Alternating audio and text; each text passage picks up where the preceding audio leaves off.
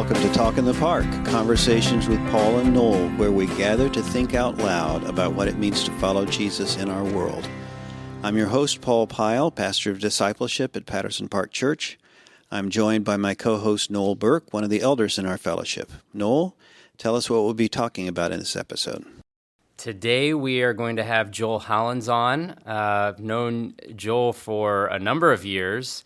I remember the first time that I interacted with you, we were in a Bible study on Friday mornings, very early in the morning, going through books about dead guys and talking about the theological implications of those. So excited to have you on, Joel. Now wait, books about dead guys, you mean the Dead Theologians Society? The Dead Theologians, okay. yeah. Not books about dead, written by dead guys. That'd be a very morbid, yes. Good clarification there. Yeah. So we have him on. We're gonna start talking with him about what he's doing. So I've known Joel since he was a student in my high school classroom. You've got an even back longer in the history. 90s, right? Yeah. Class of 97? Class of 97, that's right. Class of 97, right. One of my students, and then, so Joel, a lot of our viewers, or listeners don't know you at all, so let's start at the beginning. You are Patterson Park, born and raised. That's right. So some of our listeners have known me for a very long time. Yeah, some of our listeners may have changed your diapers in the nursery. Right. That's right. Yeah, so I was born and raised at this church. Yeah. My parents were married. First marriage that Pastor Dale did. Yeah. Wow. 1974, so they've been here for 51 years plus. John and Jenny Hollins. And yeah, so this is my home, and I love it. And it's always been a good, beneficial to me. Yeah. Well, we're glad you're here. But you have not always lived in the United States. Tell us about your sojourn in China, where you found a wife, by the way. That's right. So I spent 11 years in China, and my wife is Chinese, and met there, got married there, started a family there, had the first 3 out of our 4 kids there. Wow. Yeah. What were you doing in China? I was teaching English, so I went to Cedarville University, and they had a program to send graduates there, and so most people went for 1 or 2 years, and so I stayed 11. Right. But I loved it. Right. I like to say I fell in love with China, literally, and married a Chinese person. Awesome. That's awesome. So, you obviously you had the missionary experience. You came back. You were a pastor at a local church down the road. That's right. And you are back here now, and I don't want to steal your thunder. So why don't I just I won't say any more about that. But let's go back though. Share your story of faith. How did you come to know the Lord? Yeah, I have a vivid memory of being in 2nd grade in Barb Wheeler's Sunday school class. Wow. In the old Patterson Park, and she shared the gospel with me. And that very same morning, Pastor Dale also shared the gospel, and I recognized that this is the same message. They're both saying the same thing, so I probably should believe this.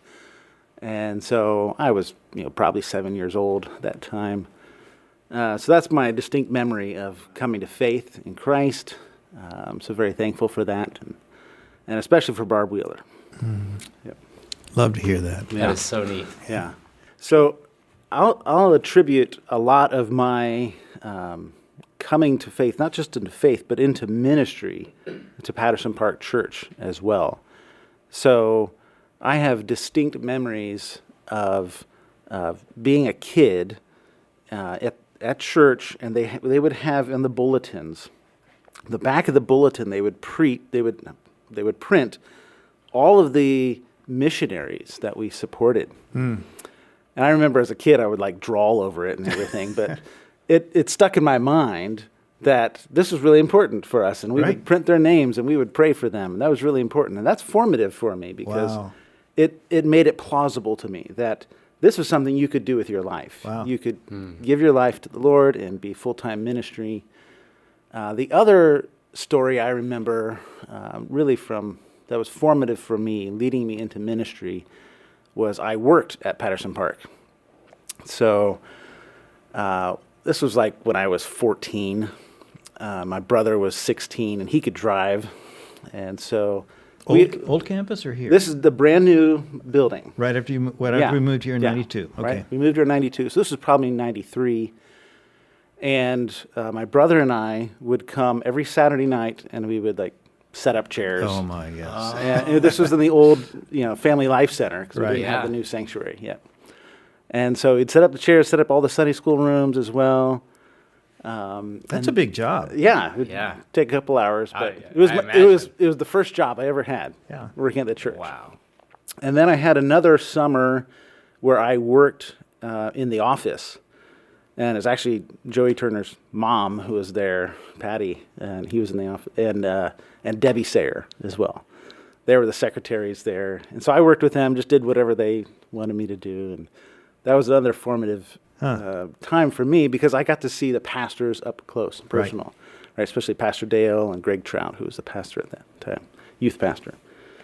So that kind of led me into saying, hey, this is something you could do with Right. your life as well. Wow. That is so interesting.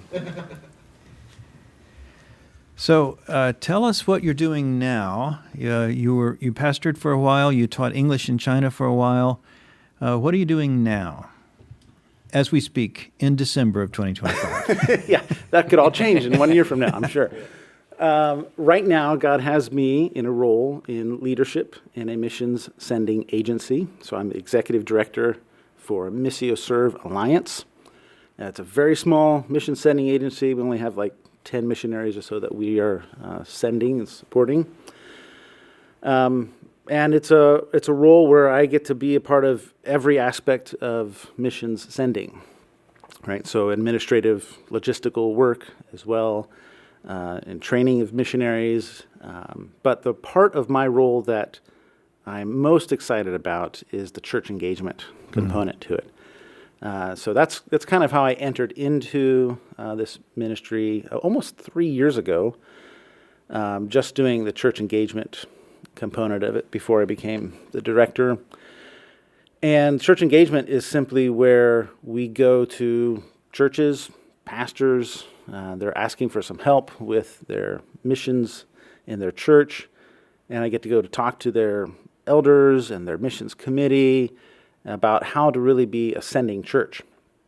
And so this is the thing I love the most about it, is I get to talk to other churches and help them really develop their missions program at the church.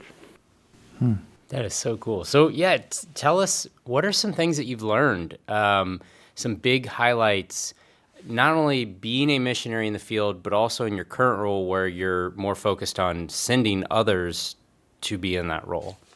Yeah, I'll start back with when I was in China, and we went with Cedarville. There was a couple lessons I feel like I learned kind of the hard way because I didn't have these convictions, but they developed when I was on the field, just because I saw the need for them. And really there was two lessons that I felt like I learned in my time in China that was really formative for me, and even formative for the ministry that I'm doing right now. So the first one was, we were going there to just love our students, love the other teachers there, be the light of Christ to the Chinese people as we were teaching. But inevitably, we would, start a Bible study with a student. And that would, if that was going well, we would say, okay, well, now what do we do with this person, right? Maybe they get saved. And we didn't really have a really developed plan for their discipleship. And so it became really evident fast to me, we really need the local church in China. That needs to be a key component of our ministry.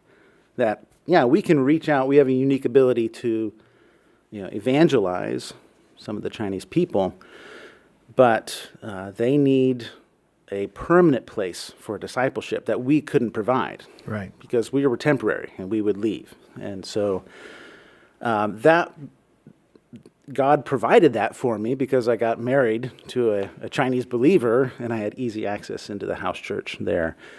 And so that really provided for a long term. That's why I was able to stay as long as I was, because I was able to take some of my students and people that I was discipling and then hand them off into the church and kind of see that be their place where they're really growing in their faith.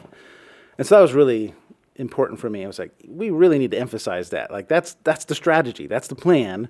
It's not about what I'm doing. Right. I'm just a small link in the chain. And I serve a little need here, but they need the whole plan for their whole life of discipleship.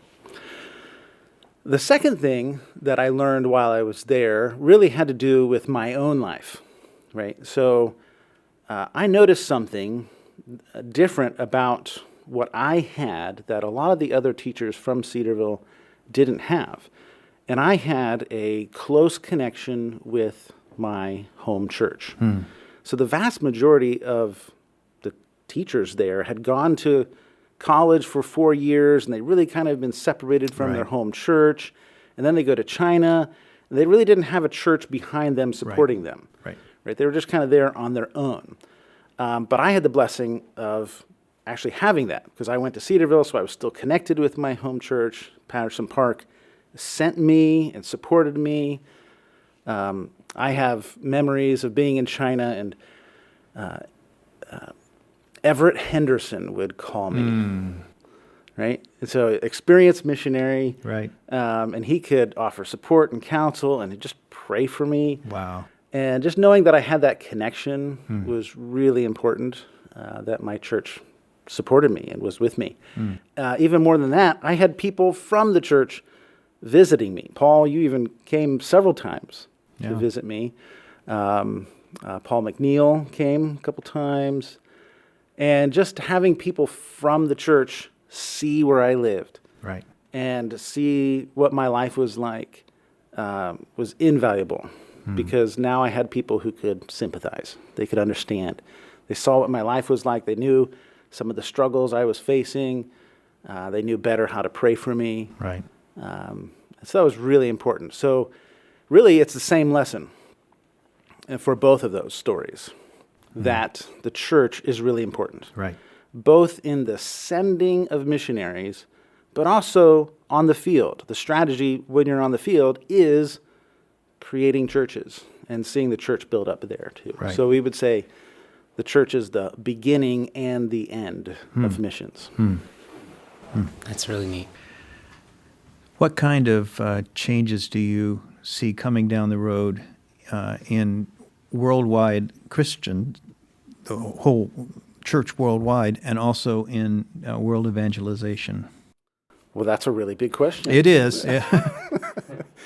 I'm very excited about what I see happening in the world of missions broadly, because I think this idea is catching on, and more people are talking about it.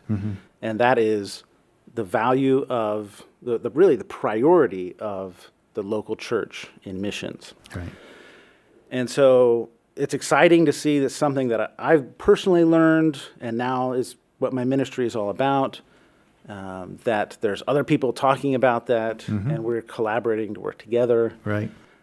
So what I see changing is I see local churches stepping up and taking a more active role in the sending and supporting of missionaries. Whereas they're recognizing maybe we've been a little too passive before, and maybe we don't even know what our missionaries are doing, or because we kind of let that go to the mission agency. Right. And that's not all bad. It's just we just see that the church is saying, "Hey, we need to be more involved than we have before," Right. and that's just beneficial for the missionary, for the church, and for the ministry on the field. Let me ask you a question, Joel, about that. And obviously, this is all speculation, but I wonder why the church let that go. Do you think that it was just, oh man, we are so busy, and there's an agency that's willing to carve out and focus on just this? Sure, you can have it. We're so busy here. Right. Do you think that maybe something like that, or that mindset, occurred where it kind of over time lowered the church's focus on that area? It's just like, oh, we for that we don't have to focus on that? Good question. Yeah, so I would say looking back historically, this is actually a rather recent development in church history. Really only over the last 100 years or so that we've seen a whole lot of parachurch ministries develop and mission sending agencies. And so it's more a matter of, well, churches feel like they don't have a lot of this expertise, and these agencies do. And so it's just a practical, it just has happened that way. Yeah. And not that anybody's intended it to be that way. I don't think anybody's intentionally negligent in this at all. But we're realizing, hey, maybe there's a little bit a better way that we can do this, because we shouldn't be so letting go of our missionaries that we don't even know where they're at, right? Or what they're doing. Yeah, because I imagine that there's very few churches who have a budget where they could support someone who's really focused on missions. You know, it might be a small church in the country, and they have enough to pay a one guy to preach on Sundays, and that's it. And so the thought of having someone who could say, I'm going to really invest my time and think about missions and how can we as the local church support that, is probably a challenge, because, Right. And so we want to say we're not like totally throwing out parachurch ministries altogether. In fact, I work for one. So there's just a right balance to that, where we see the agencies are in a supportive and helpful role to the church, where the church still has authority in the mission. It's their missionary, it's the church's mission to send them, but the agency is there to serve the churches. And I would say one of the most exciting things about the ministry that I have is actually seeing those rural, small, local churches grasp that, hey, we actually can do what God has asked us to do. Catch the vision. Yeah, and it sets the church on fire, and I find it amazing because there's a lot of people who are capable in a church, and they can come around and support a missionary really well. And they can do a lot of the things, especially like member care, shepherding, discipling of a missionary, that sometimes an agency might do. Right. The church is equipped for that, and they can do that. Awesome. Very good. How can we be praying for you, Joel, and your family? Well, you can pray for our ministry, because there's some changes happening, even within this next year. So, I mean, maybe by the time this podcast drops, I'll have some news for you. But I don't have that news right now. But God is leading us and maybe even directing us to a different agency. So I'm excited about that, because I've seen God's hand in bringing us to where we're at right now. But we need wisdom, the best place to serve. And so I'm really searching out right now, where's the best place that I can advance the cause of local church-centered missions. And I don't quite know where that is right now. Right. Also, we still need funding for our ministry as well.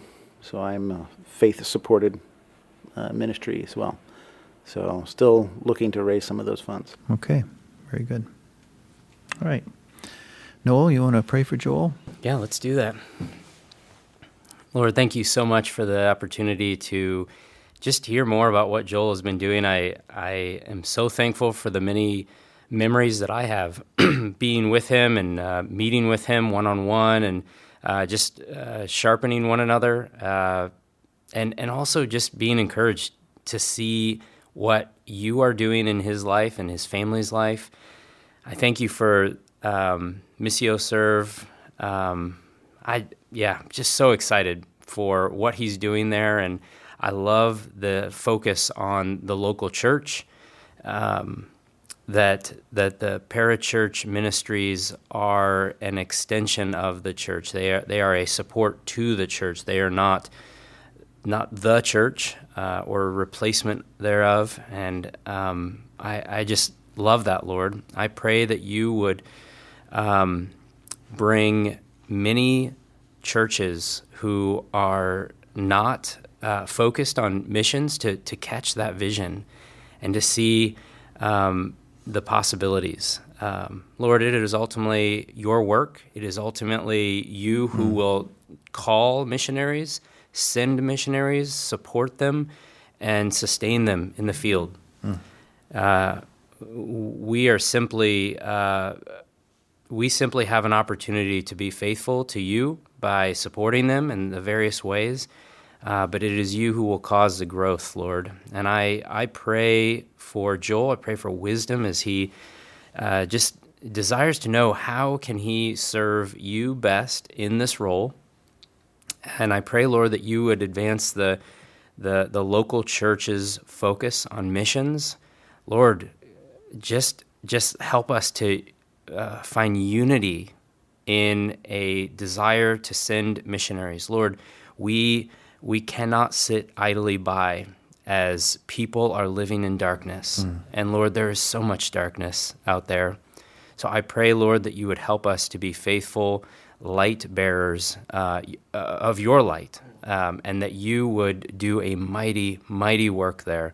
I pray for the missionaries that his agency supports, that you would just give them great encouragement, give them the support that they need, both in the field but also Joel's organization as they seek to support them. And I pray for these changes, this potential changes. I just pray that you would work all of those things out. You already know exactly what is going to happen. There are no surprises with you, Lord, and we are comforted by that. There's never a time that you're surprised. There is never a time that you have to pivot to plan B. You are always sovereign and in control of all of these circumstances, and so we rest in that good and glorious truth. We love you, Lord, and we ask that you would be lifted up today. In your name, amen. Amen. Thank you, Noel. Thanks for being with us, Joel. Thank you for having me. Very good. Noel, what are we talking about next time on Talk in the Park? Next time, we're going to actually look at an article that is perhaps a bit controversial, and it's called Jesus Has Nothing to Offer the Self-Sufficient. Oh, very good. Intriguing. Okay, we'll see you next time on Talk in the Park. Talk in the Park is a production of Patterson Park Church. Noel Burke is the producer, audio engineering and editing by John Ambrose. Music is composed, performed, and recorded by Jason McClurg. Check out the Discipleship Weekly blog at pattersonpark.org. Copyright Patterson Park Church. No reproduction is permitted. Join us next time for Talk in the Park, Conversations with Paul and Noel.